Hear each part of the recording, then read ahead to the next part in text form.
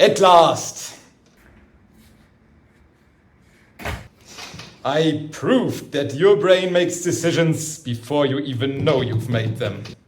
Oh, Ben, not this again. Please, it's Professor Libet. Right, Professor, I saw a squiggly line there for free will is dead. The readiness potential starts about 500 milliseconds before a voluntary movement. Conscious awareness comes much later.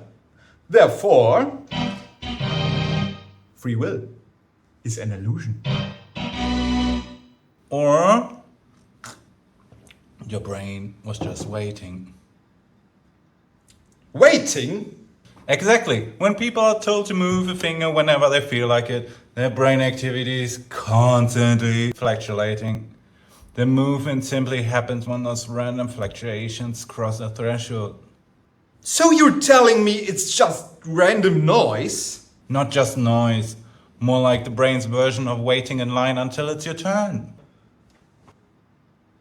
So you're saying my famous readiness potential isn't actually preparing the movement? Imagine making popcorn.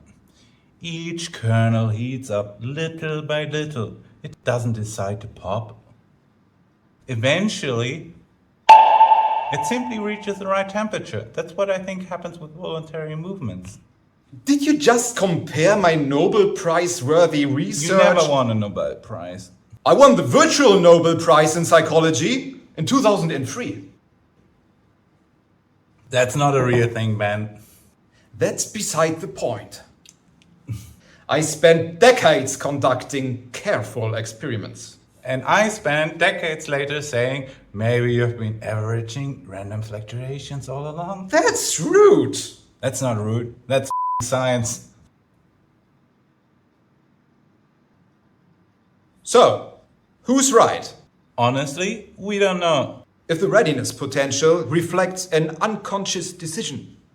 Then Libet's interpretation makes sense. But if it's simply the accumulation of spontaneous neural activity, then the readiness potential doesn't necessarily represent a decision at all.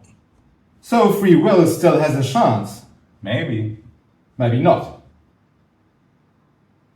Your brain probably decided whether you like this video. About half a second ago.